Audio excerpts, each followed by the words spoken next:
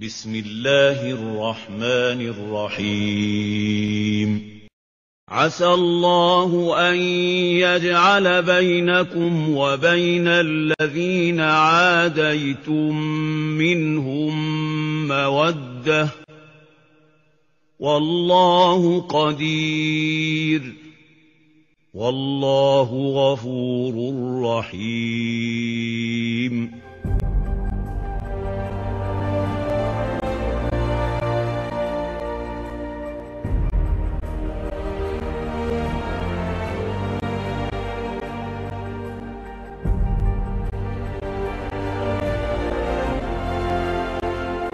Assalamualaikum warahmatullahi wabarakatuh. Selamat pagi pemirsa Trans 7. Bismillahirrahmanirrahim. Atas nama Allah yang Maha Pengasih lagi Maha Penyayang. Islam adalah agama yang mengajarkan cinta dan kasih sayang. Lewat ayat pertama dalam surat Al-Fatihah ini, Islam menegaskan bahwa kasih menjadi ajaran yang patut diamalkan. Hasan hari ini akan membahasnya.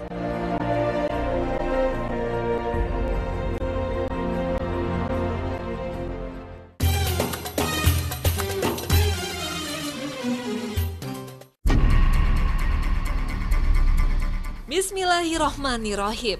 Atas nama Allah yang Maha Pengasih lagi Maha Penyayang. Ar-Rahman adalah proses kasih sayang Allah kepada setiap makhluknya yang taat untuk beribadah kepadanya sehingga akan melahirkan Ar-Rahim.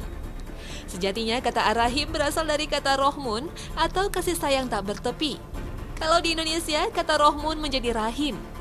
Disinilah kata Rahim kemudian diserap dan dimaknai bahwa Rahim menjadi sebuah simbol kasih sayang ibu kepada anaknya. Kita semua tahu bahwa kasih seorang ibu kepada anaknya sangatlah besar. Bahkan tak jarang nyawa menjadi taruhan ibu untuk kelangsungan hidup anaknya. Seperti yang banyak terjadi di meja operasi persalinan misalnya. Banyak sekali ibu meninggal demi kelangsungan buah hatinya untuk tetap hidup dan melanjutkan kasih ibunya. Lalu bagaimana dengan kasih Allah kepada umatnya? Bayangkan saja oksigen yang kita perlukan untuk bernafas. Tanpa kasih Allah, maka saat ini di tengah polusi dan keserakahan manusia akan gas buang dan penebangan liar, maka kita akan sulit bernafas karena oksigen yang kita butuhkan sudah dalam kondisi beracun. Di sini kita bisa melihat bahwa dengan kasih seorang ibu akan memberikan nyawanya untuk kelangsungan nyawa sang anak. Dengan kasih pula Allah menyelamatkan miliaran nyawa manusia di bumi ini untuk hidup. Kalau saja parameter kata kasih itu adalah nyawa, maka apa arti kasih bagi sepasang kekasih? Akankah kekasih Anda akan memberikan nyawanya untuk nyawa Anda? Apakah dengan memberikan coklat, mengajak makan di restoran mahal, atau jalan-jalan romantis ke luar negeri akan semerta membuatnya menjadi kekasih? Allah menyadarkan kita bahwa kata kasih tidak semurah itu.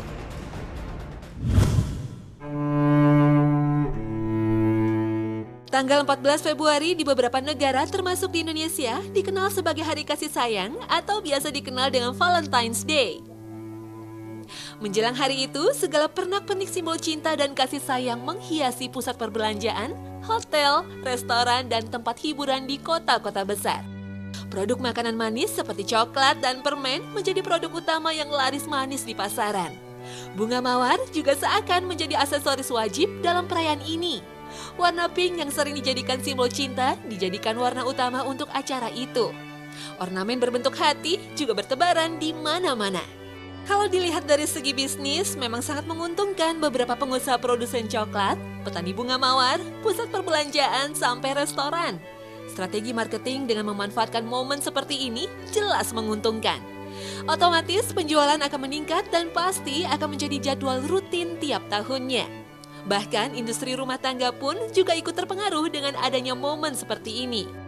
Tetapi ada juga sebagian kelompok anak muda yang memakai momen hari kasih sayang ini untuk melakukan perbuatan tidak beretika. Dengan dalih cinta, mereka menghalalkan semua hal. Mulai dari minum alkohol sampai melakukan zina. Ini dilakukan untuk merayakan hari kasih sayang yang mereka sendiri mungkin tidak tahu artinya. Nauzubillah min zalik.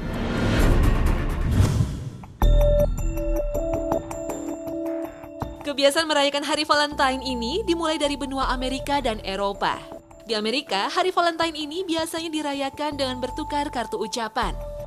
Kartu Valentine pertama di Amerika Serikat diproduksi secara massal setelah tahun 1847. Mulai pertengahan abad ke-20, tradisi bertukar kartu itu berkembang dengan pemberian hadiah yang biasanya dilakukan oleh pria kepada wanita. Hadiahnya bisa berupa bunga mawar, coklat, bahkan berkembang sampai berlian. Namun sejarah Valentine ternyata tak berhenti sampai di sini. Masih ada banyak versi tentang Valentine yang masing-masing mengklaim tentang asal perayaan ini.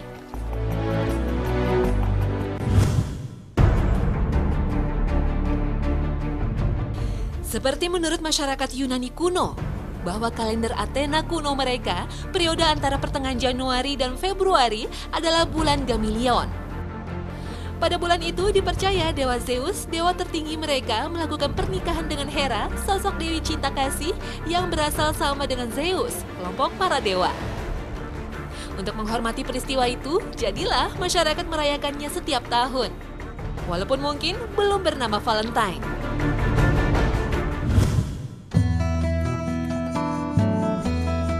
Kalau dilihat dari sejarah ensiklopedia Katolik, hari Valentine itu adalah untuk memperingati seorang martir atau orang suci Katolik bernama Santo Valentinus.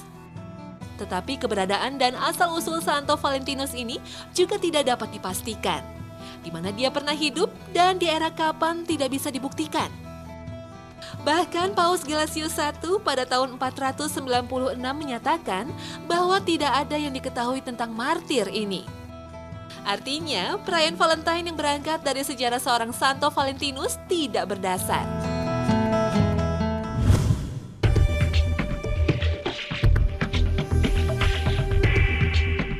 Memang banyak versi legenda tentang asal mula penetapan tanggal 14 Februari ini. Di Inggris dan Perancis pada abad ke-14, dipercayai bahwa tanggal 14 Februari adalah hari ketika burung mencari pasangan untuk kawin. Kepercayaan ini dituangkan dalam karya sastra Geoffrey Chaucer dalam cerita Parlement of Fowls atau Percakapan Burung-Burung. Apapun versi legendanya, yang jelas itu sama sekali bukan termasuk dalam budaya Islam. Dalam Al-Quran dan hadis, tidak ada yang menyebutkan tentang kisah itu. Dan itu menjadi patokan akurat untuk umat Islam dalam menyikapi perayaan ini. وَلَا تَقْفُ مَا لَيْسَ لَكَ بِهِ عِلْمٌ إِنَّ السَّمْعَ وَالْبَصَرَ وَالْفُؤَادَ كُلُّ أُولَئِكَ كَانَ عَنْهُ مَسْئُولًا. Dan sebuah hadis juga sudah menyebutkan bahwa man tasabaha biqaumin fahuwa minhum.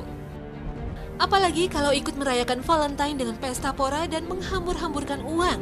Dalam Al-Quran juga disebutkan bahwa sesungguhnya pemboros-pemboros itu adalah saudara-saudara syaitan dan syaitan itu adalah sangat ingkar kepada Tuhannya.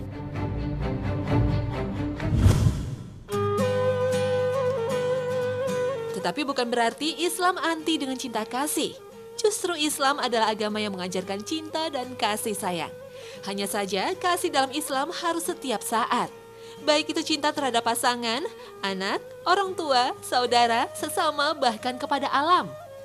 Rasulullah SAW bersabda, sepasang yang saling mencintai suami istri dasarnya karena Allah dan berpisahnya pun karena Allah. Pada hari itu mereka akan saya beri naungan di mana tidak ada naungan lagi melainkan naunganku. Hadis riwayat Muslim. Hendaklah umat Islam mencintai karena Allah semata. Karena di dunia ini tidak ada yang abadi. Allah lah yang kekal dan abadi.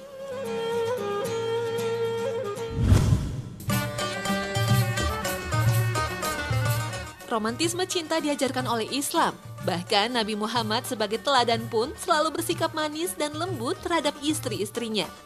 Hal ini dilakukan untuk menjaga keharmonisan rumah tangganya. Dalam sebuah hadis disebutkan, wahai Aisyah, sesungguhnya Allah itu maha lembut yang menyukai kelembutan. Allah akan memberikan kepada orang yang bersikap lembut sesuatu yang tidak diberikan kepada orang yang bersikap keras dan kepada yang lainnya. Jadi untuk pasangan suami istri sebaiknya tetap menjaga romantisme dalam rumah tangga, meskipun sudah bukan pengantin baru lagi. Tetapi tetap dalam batas yang wajar dan tidak berlebih-lebihan.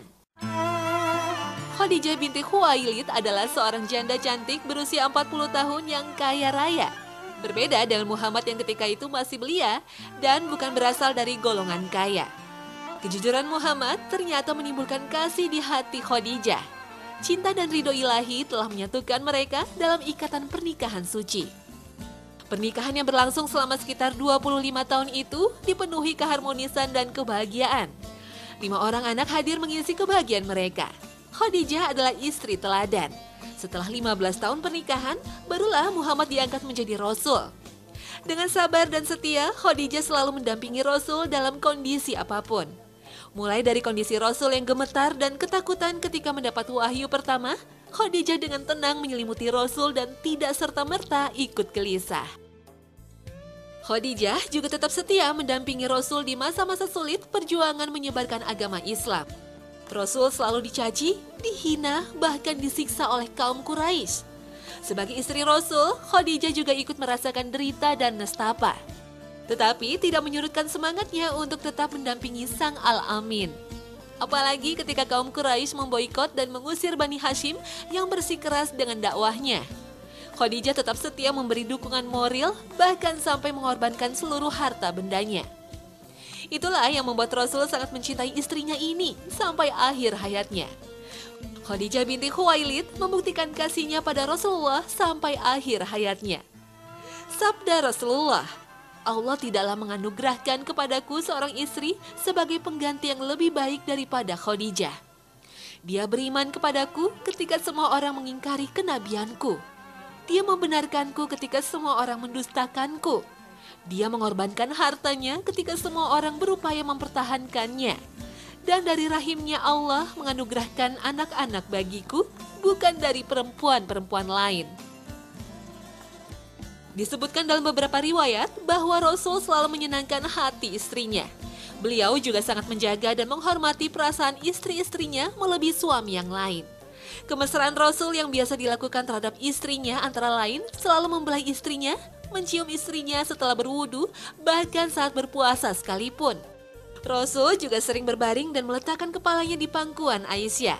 Beliau juga sering memanggil Aisyah dengan panggilan mesra yang disukainya seperti si pipi merah delima.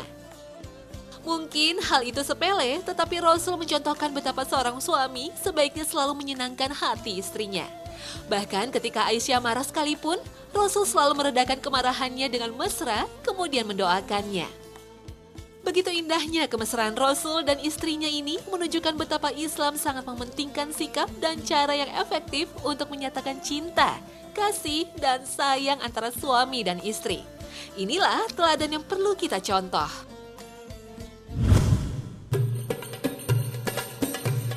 Romantisme kasih antara sepasang kekasih memang sebuah drama yang panjang. Selain Rasulullah, Nabi Adam dan Siti Hawa juga diuji oleh Allah kesetiaan kasih mereka. وَقُلْنَا يَا آدَمُ اسْكُنْ أَنْتَ وَزَوْجُكَ الْجَنَّةَ وَكُلَا مِنْهَا رَغَدًا حَيْثُ شِئْتُمَا وَلَا تَقْرَبَا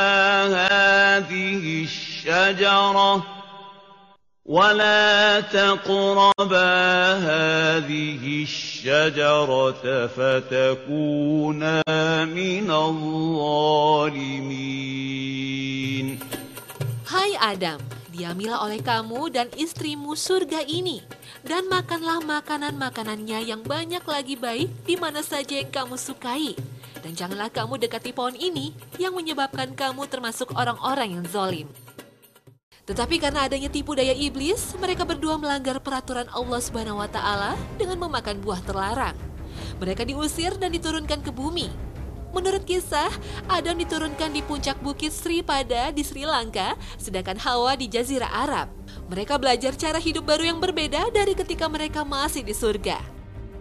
Setelah 40 hari terpisah, mereka akhirnya dipertemukan kembali di Jabal Rahmah, sebuah bukit yang terletak di sisi padang Arafah, wilayah yang dipakai umat muslim sedunia ketika berhaji. Atas doa yang tulus dari mereka berdua dan ridha Allah, Adam dan Hawa dapat bersatu kembali. Konon akhirnya mereka menetap di Sri Lanka dan membina keluarga mereka di sana. Mereka juga mengembangkan keturunan mereka yang nantinya akan menjadi manusia-manusia zaman sekarang ini. Ini salah satu kisah romantis yang diabadikan dalam Kitabullah.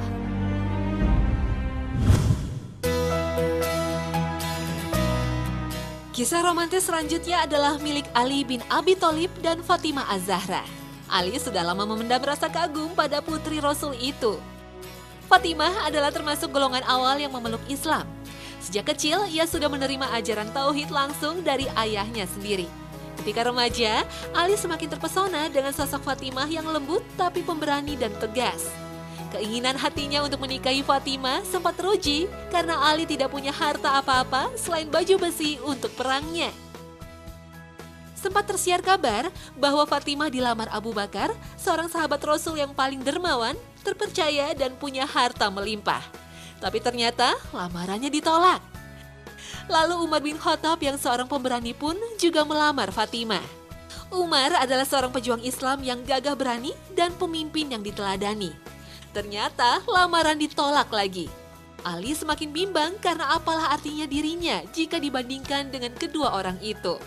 Dan ini membuat Ali bingung, laki-laki seperti apakah yang akan diterima sebagai menantu Rasul. Tetapi akhirnya atas dorongan teman-temannya dan kesungguhan hatinya, Ali memberanikan diri untuk melamar Fatimah. Tidak disangka, Rasul langsung menyetujui lamaran itu dan akhirnya menikahkan kedua muda-mudi itu. Pernikahan Ali dan Fatimah berlangsung sederhana. Ali menggadaikan baju besinya untuk melamar Fatimah. Kehidupan pernikahan mereka pun terbilang sederhana sekali. Mereka memulai kehidupan rumah tangga dari bawah bersama. Tetapi mereka tetap saling mengasihi dan saling setia satu sama lain. Selama menikah dengan Fatimah, Ali sering ditugaskan untuk berdakwah dan perang. Namun Fatimah tetap memerankan sebagai ibu yang baik tanpa kehadiran Ali di sampingnya. Fatimah mengurus anak-anak dengan kasih sayang dan mendidik mereka dengan ajaran tauhid. Bahkan Fatimah juga membantu keluarga para syuhada dan berbelasungkawa kepada mereka. Tidak jarang pula Fatimah terjun langsung untuk mengobati luka-luka para korban perang dan memotivasi para wanita untuk menjadi sukarelawan. Ketakwaan dan ketaatan Fatimah dalam beribadah harus menjadi contoh kaum wanita zaman sekarang.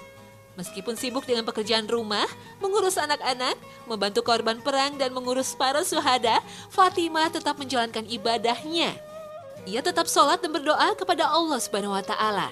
Bahkan ia selalu mendoakan orang lain daripada mendoakan dirinya sendiri. Tetapi Fatimah juga seorang manusia. Pernah juga ketika Fatimah sudah sangat kelelahan mengurus rumah, ia mengeluh kepada ayahnya Nabi Muhammad SAW. Ia meminta dicarikan pembantu agar dapat meringankan pekerjaannya. Tetapi Rasul memberikan alternatif lebih baik daripada seorang pembantu.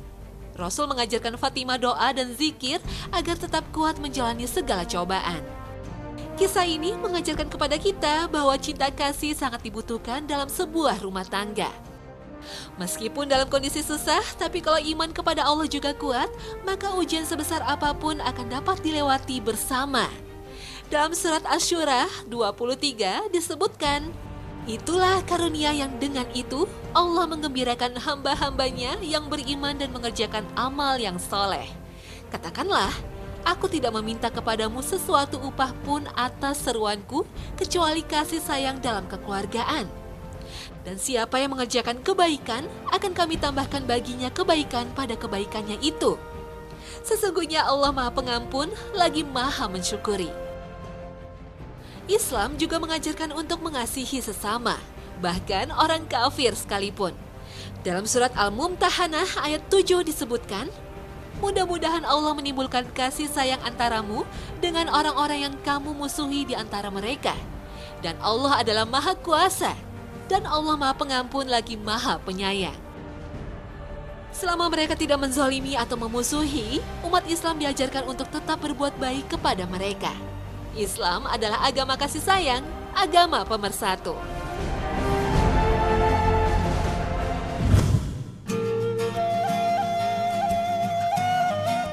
Jadi, bagi pasangan suami istri atau yang hendak melangsungkan pernikahan, selalu ditanamkan bahwa agama adalah pegangan utama. Niatkanlah segala sesuatu untuk ibadah kepada Allah Subhanahu wa Ta'ala. Ridho ilahi adalah yang menentukan semuanya. Rasa cinta kepada pasangan tidak boleh melebihi cinta kita kepada Allah dan Rasul-Nya. Tetapi dengan mencintai Allah dan Rasul-Nya, niscaya kita akan selalu menjaga rasa cinta kita kepada pasangan. Kasih sayang harus selalu kita jaga setiap hari. Tetapi tidak harus dengan perayaan satu hari yang mungkin justru akan menimbulkan mudarat.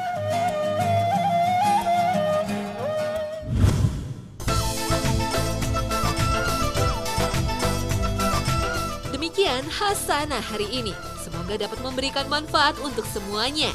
Tetap saksikan Hasanah setiap Senin sampai Jumat pukul 5:30 pagi. Assalamualaikum warahmatullahi wabarakatuh.